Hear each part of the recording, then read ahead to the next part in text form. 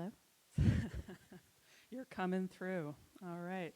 Thank you both so much for coming out here to join us in Greenwich tonight for this screening and for sharing that incredibly beautiful tribute to an incredible artist. And I just think of a million things I'd like to ask, but let's start at the very beginning, a very good place to start. Tell us about the genesis of this project, Connie, because you're not a filmmaker by trade. So what made you want to make this project as a film? And tell us how Diane got involved, and Elizabeth, how you came in as well on this project. Okay, first of all, I just want to say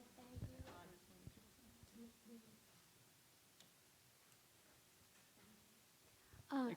First, I just want to say thank you for showing in Balanchine's classroom. Thank you to the Friends of Greenwich Library and Friday Films.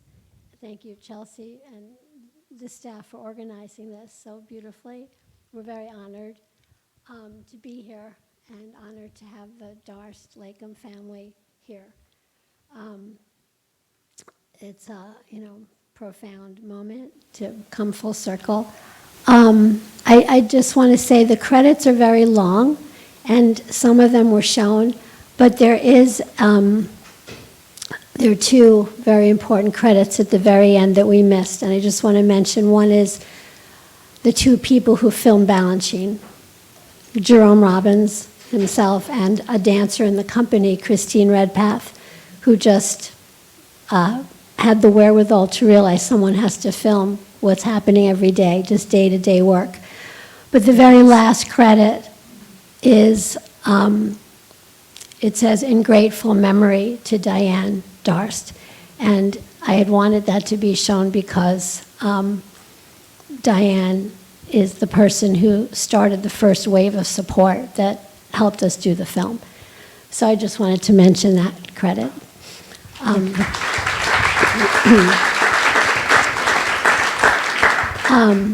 My editors talked me out of trying to put it at the beginning because they said it will not land if the credit's in the beginning. It has to land after the story when you realize who Balanchine was to his dancers and who the dancers were to Balanchine. So back to the genesis. I was lucky to enter School of American Ballet, Balanchine School, when I was 10, a little younger than Diane now.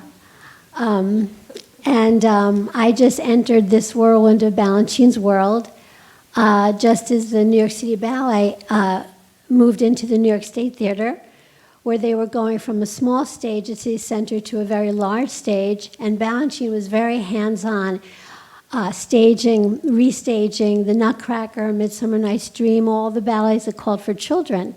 So I got to be around him a lot, and I got to be around his dancers, and it was it made an impression that just never left. How he treated people, how focused he was, and that this gigantic enterprise and phenomenon, ballet after ballet, each one was kind of a miracle coming into being in front of our eyes. And the dancers and the school company, just one man behind it all. I mean, Lincoln Kirsten, yes, but basically it was Balanchine's creativity and his extreme courtesy and patience, decorum and love of the people who are helping him do what he loved to do. Anyway, I never got into New York City Ballet. I danced with Pennsylvania Ballet, danced his ballets, but I had unfinished business. I wanted to understand how he made those dancers. It wasn't just their opportunity to dance his ballets. There was this morning class that I knew about, and I just had to one day begin to ask the dancers what happened in that class. He could have been choreographing, he could have been helping with all the trappings of a company and what it takes, but he wanted to teach those dancers and be with them for that first hour every day. So And clearly left a lifelong impression on everybody who went through that classroom. And Elizabeth, so you've danced, you've performed some of Balanchine's work, right? Yes, as a child. I guess I just wanted to start by saying, Balanchine had a phrase called, one of his phrases was, "but first to school," which is why he started the School of American Ballet in 1934 and didn't actually found New York City Ballet till I'm going to forget the date, 48, I think. But I wanted to say, in relation to this film, my mom's involvement is actually but first a teacher. So my mom was actually on her way to become a professor and wanted to was a teacher, loved teaching as her first and foremost passion, I think. I mean, she had many passions, but that was one thing that really was important to her, is passing things along to the next generation. And so she also had a passion for dance, and when my dad's career took them when she was in her mid-20s to Switzerland, she became a dancer. I mean, she had always danced in taking class in New York, but she actually became a professional dancer, sort of as one door closes, another window opens. So that's sort of the second element to my mom's interest in the film. And, thirdly, she's a historian. So I think, for all three of those things, Meryl talked about the braid. So I think about the braid of my mom's involvement was the teacher first, then the dancer, then the historian. So really just when she was an adult taking class actually in Scarsdale, was it? Where were you teaching? Yeah, JCC in Scarsdale. She had Connie as her teacher, and for the past, I think she took the last 6 years of her life with you, and she would come home from class literally having danced on the clouds. She was so happy. She would just rave about the experience of learning from Connie, and Connie gave a Balanchine step, or Connie taught us something from one of his ballets, Serenade, for example. And so she was just so excited about this project from the beginning when you first started talking to her about it.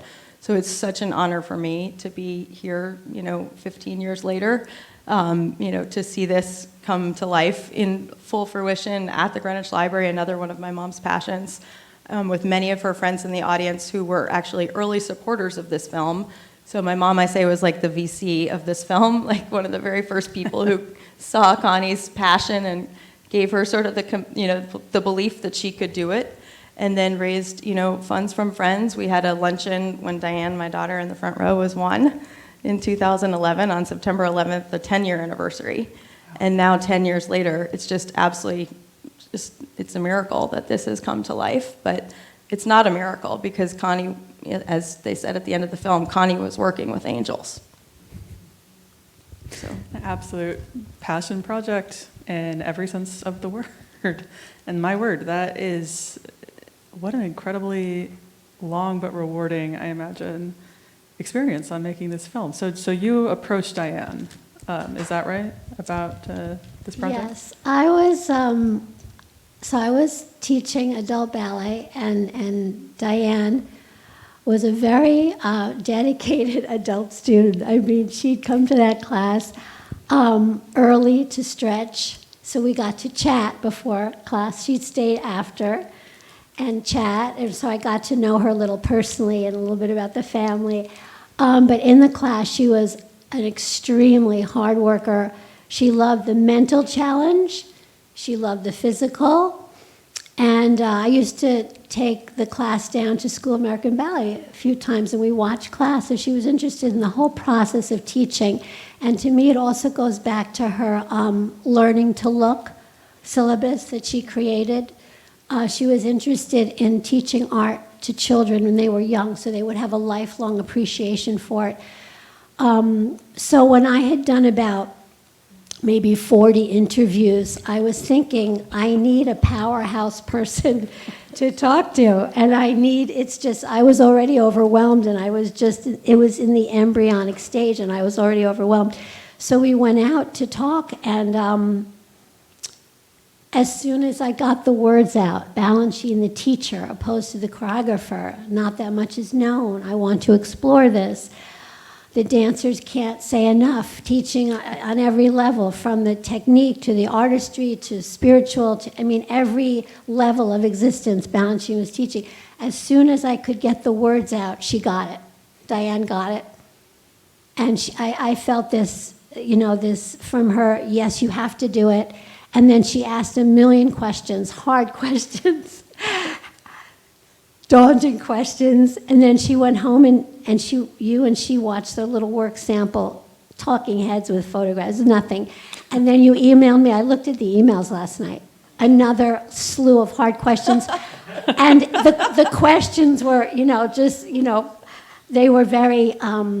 I spent my life, I feel like, in Balanchine's classroom, so I was kind of wondering. I had a lot of questions, too. The questions from the Darce ladies were kind of anxiety-producing. Do you remember any of those? Elizabeth, do you remember? Oh, I looked at some emails the other day, but I didn't find my questions. Just all over. How are you going to God. tell the story? I remember I was really adamant that the film have a broader message to the population outside of people who are just dancers. So I hope that those of you who aren't, from the ballet world take some life lessons from it. Thank you. And actually, the Darce guys also joined in with the questions. We were further along. They were great questions, and what it conveyed to me is they're taking me seriously, and that's what I needed. I needed people who saw potential, and I found them. So. Well, Elizabeth, I appreciate you thinking of those of us who maybe don't come from a dance background. I'm like, if you've seen that episode of I Love Lucy where she's learning ballet, I make her look good. Like, that's kind of where I am. So what I was thinking is I actually come from more of an editing background, was when you have these dancers sharing their reminiscences and then the edits, and then the footage showing those movements. I was wondering, what was it like hiring your editors? Did you pick people who had an extensive knowledge of dance or had some sort of background with it? What was that process like of hiring people on? The movie was so beautifully choreographed. It was truly a work of genius, not just of Balanchine's genius. It was your genius, Connie. Thank you. Thank you. It was, that's one of the reasons it took so long. But as far as the editors... You had high standards, but I think you met them. You exceeded them. I wanted editors who didn't know ballet, because I wanted them to be able to find the universal meaning in the story.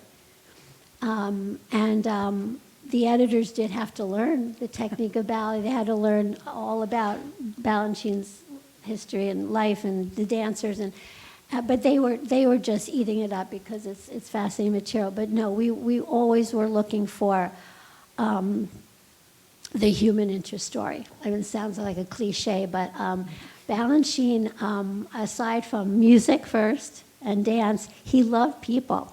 He loved interesting, quirky people. And I think he knew that if they had enough unusualness in their personality, it comes out through their dancing. And what I learned is he knew that fire in the belly, that to learn to dance, the rigors of ballet technique would not squelch that personality. So we chose, of the 90 dancers I interviewed, we chose these particular ones because they formed a good composite of the iconic Balanchine dancer, and they represent different aspects. Heather, the unruly child, and Merrill, the technician, and Jacques, the wise man, and they represent different facets. And his dancers gave us good raw material for characters. Certainly did. So when you said he really loves people, that came through from you in this film as well. I can really see your love of people. What I find really valuable about these kinds of documentaries is that they, at the end of the day, are testimonies. And what this film does that a lot of other, even other films about Balanchine, what it has are these very first person. They're not like experts or overarching. I was expecting narration of some kind, and there's not. It's just told by these people who knew him, and that is so rare and special. And I mean, I cannot imagine the work. Even more rare is seeing those videos. Oh yeah. I feel like I've never seen Balanchine actually, truly, because it's like when in 6th grade I got contacts and realized that there were leaves on trees. Because I refuse to wear my glasses. But, seeing these images of Balanchine for the next generation is just going to open so many more possibilities. And, both the 100 interviews plus you did that you're going to create as an archive. I don't want to jump ahead, but there's just so much material that you've created, that you've saved to be able to pass along in such an ephemeral art. So, anyway. That's priceless. Yeah. That's priceless. That's a great lead-in for this next question, which is, tell us about this archive that you're planning with all this, because all this material I can't even imagine how many hours of raw footage. What are you going to do with the interviews that did not make it into the film? So we have started this IBC digital archive, which I describe as an elegant, user-friendly, interactive website and database. And we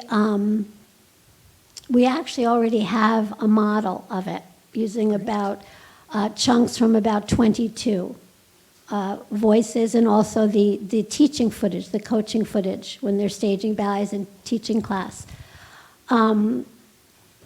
So these will be the complete interviews, beginning to end, uninterrupted, because in each interview, each person could be a documentary in and of themselves. Their stories, and as human beings, as performers, the personal interactions with Balanchine, how he took each of them in their own route, from technique to freedom, not throwing yourself around on stage freedom, but with such mastery in their bodies that they could jump off into the music and know that they would be safe to just let go and be in the moment. So he took the company as a company there, but he took each one.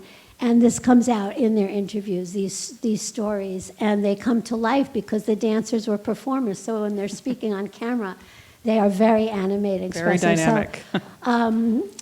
So we have a ways to go. We need to find a home for the archive and a way to disseminate them so that they're very accessible, but also they have to be maintained. Not any organization or library can maintain it. It has to be, so we have ways to go to find the right home base and a system to make the entire archive accessible.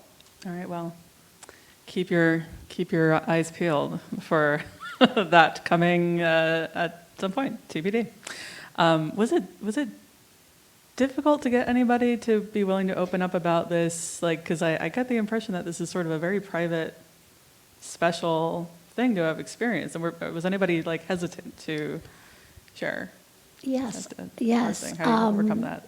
I mean, one of the reasons that I was so curious about the class is because when I was still at School of American Ballet, and I was getting the feeling I was not going to be invited by Balanchine into the company, my friends were getting into the company, and since we had gone through the school together, many of us from 10 years old through 16, 17, and 18,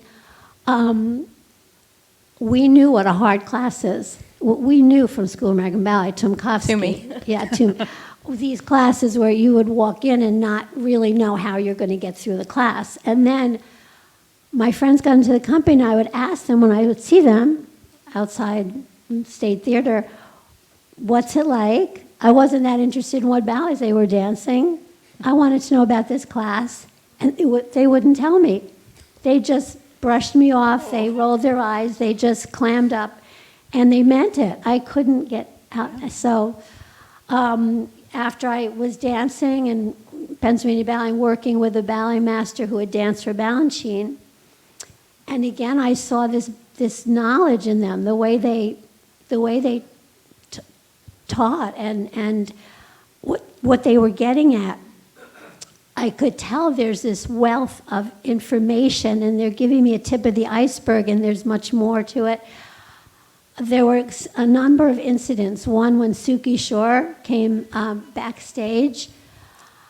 We were performing in New York, Pennsylvania Ballet, and Suki, who was my teacher, came backstage. I'd done a solo, and I thought Suki came backstage to say something nice. You did And she good. said, very, feisty Suki, she said, it was lovely, Connie, but you don't get it.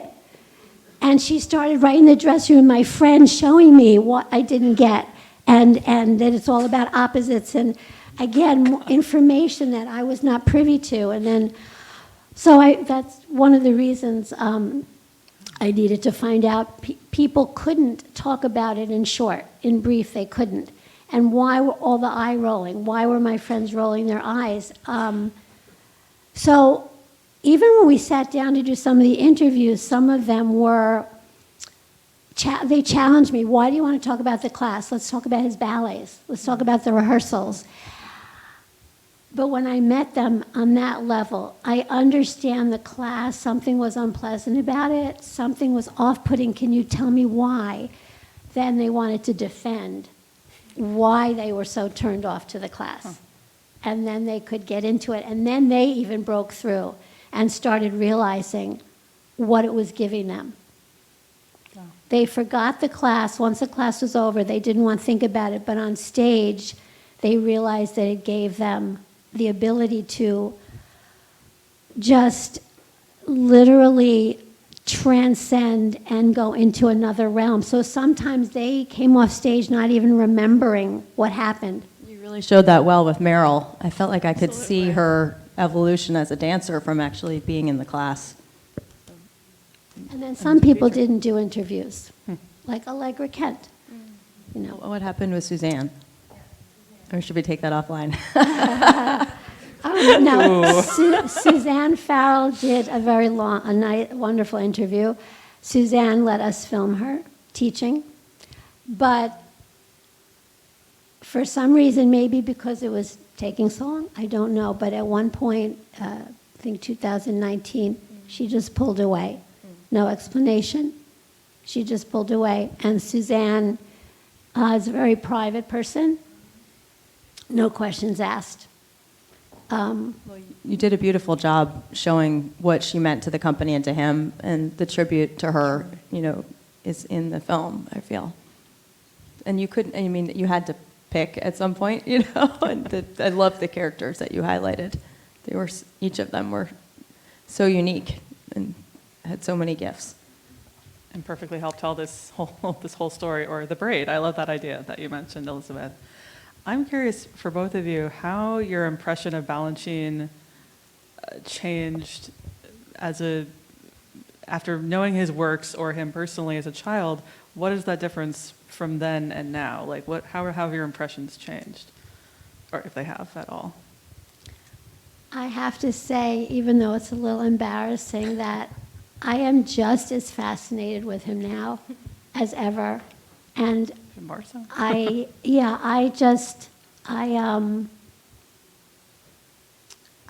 kind of can't get enough of the man and the channel he was, what he was channeling to his dancers, and how deep he went into technique, which doesn't sound maybe that interesting to a non-dancer.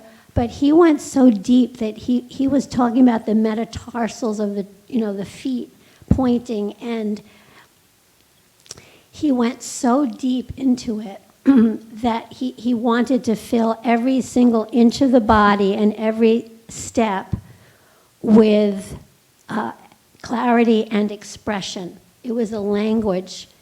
It was like it went beyond the words.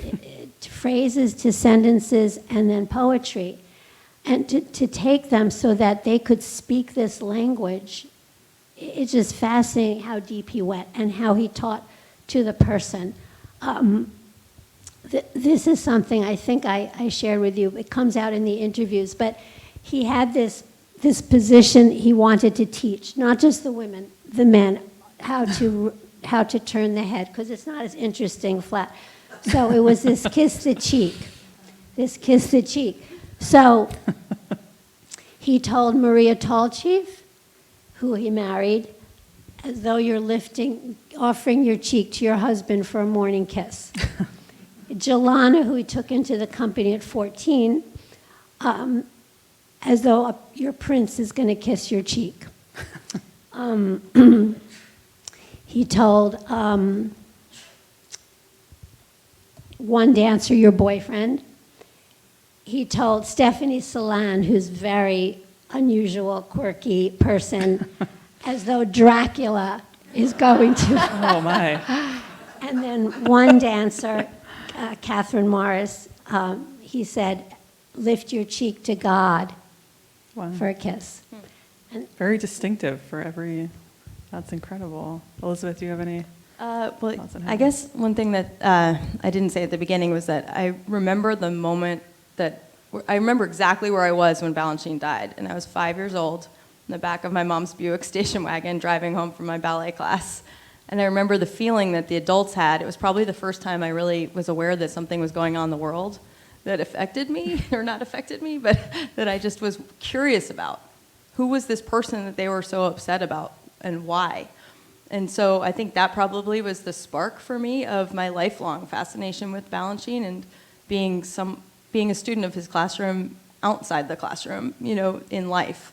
When I was 8, I was chosen to be the lead in the Nutcracker, which was the peak of my dancing career.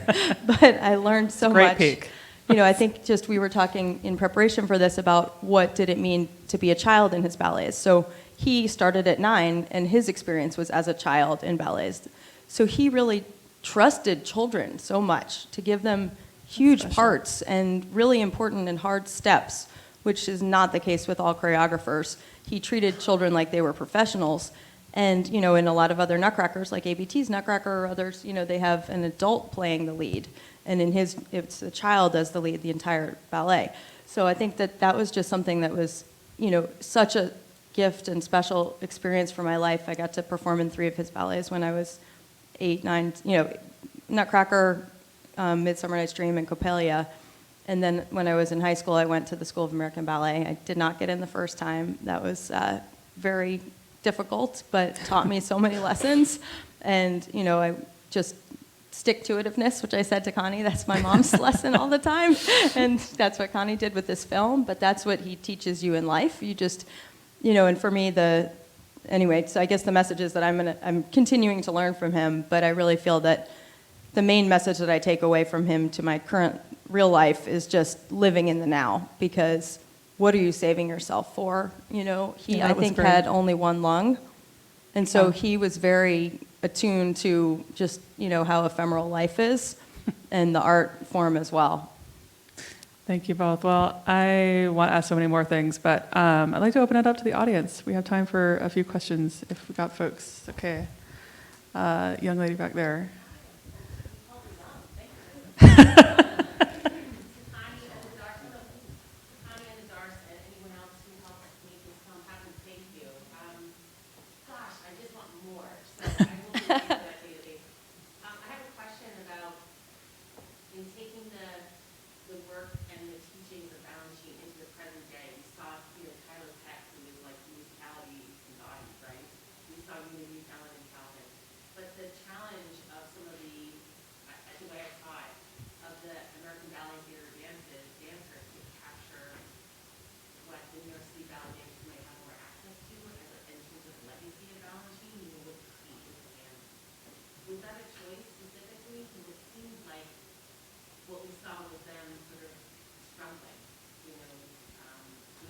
And Tyler was nailing it.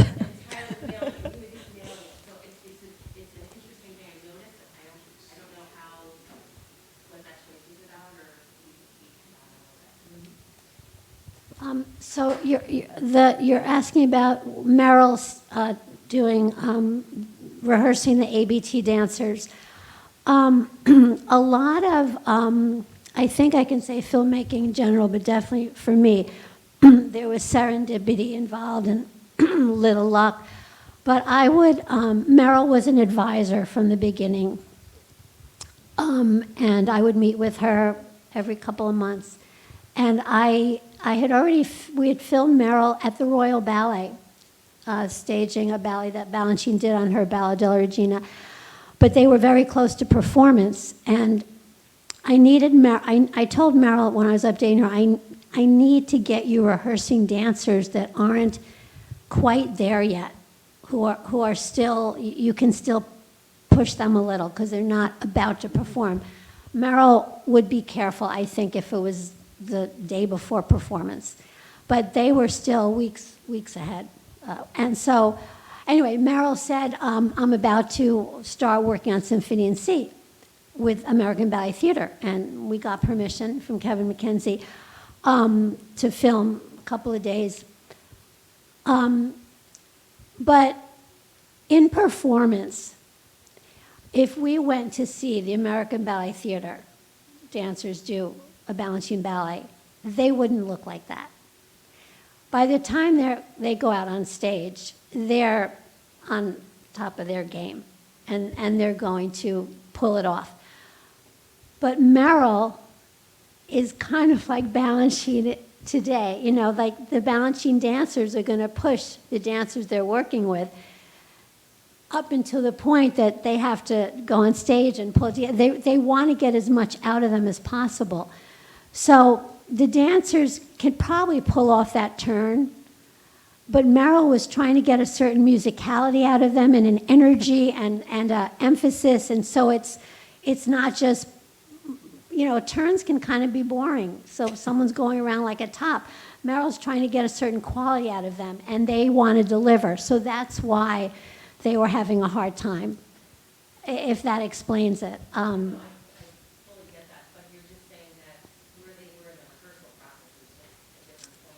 Yes.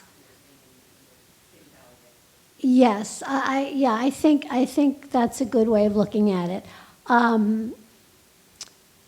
You know, Meryl said that when we were trying to get this filming organized at American Ballet Theater, she said, there are certain ballerinas who I can ask who might say yes.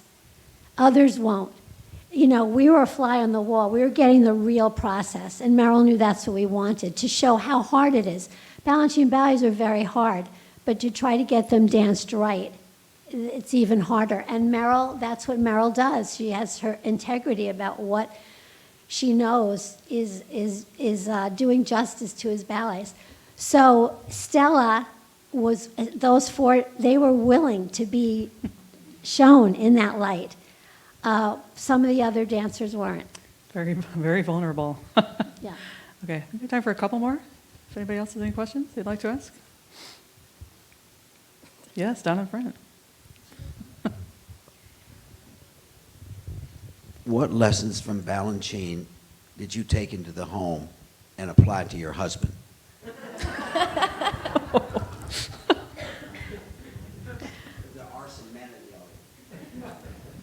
Well, I'm glad you brought up my husband, because the film would never have happened without him. Mark Hochman.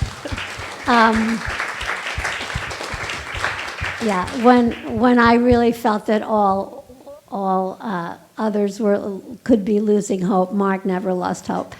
I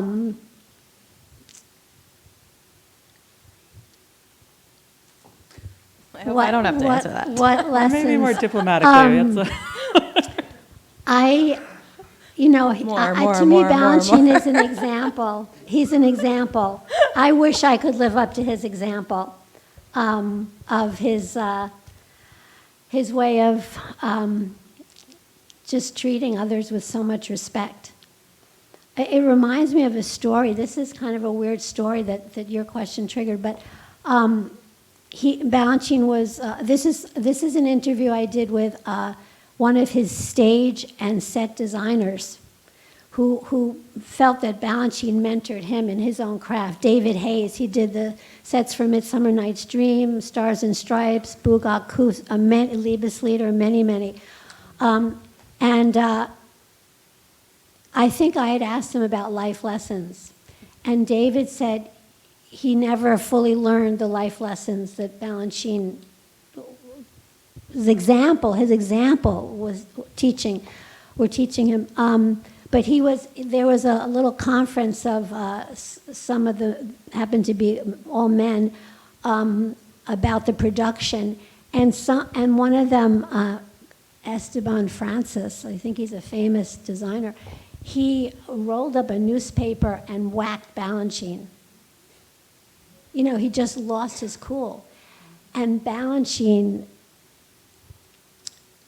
just quieted, he just composed himself and said, "You poor man." I wish I had some of that. It's good for the kids too. Such composure, okay. Taking the high road, right? Time for one more. Is anybody else? Yes. Connie, I'm wondering, the teachers who are mentoring from Balanchine, who danced for him, what is their next level down? They're all of a certain age. I'm worried about that being carried on in a younger group of people, still teaching those techniques. Is it going to be lost with that? The second derivative. Yeah, the George Balanchine Trust is doing what they can so that they're grooming the next generation to stage as ballets. Suki Shore did a question answer in the city with me, and somebody asked about at the school teaching, and they're already grooming teachers. While they're dancing actively with New York City Ballet, they're already starting to teach at the school. Because Balanchine liked that. He felt that when you start teaching, you learn more about dancing. So he brought them in while they were. So I feel that something is bound to be lost. But everyone's doing what they can. And that's why this film is so important. Exactly. Carry that on. That's really a priceless gift. Thank you all so much for coming out here. Thank you again, Connie and Elizabeth, for coming. Thank you so much. Thank you.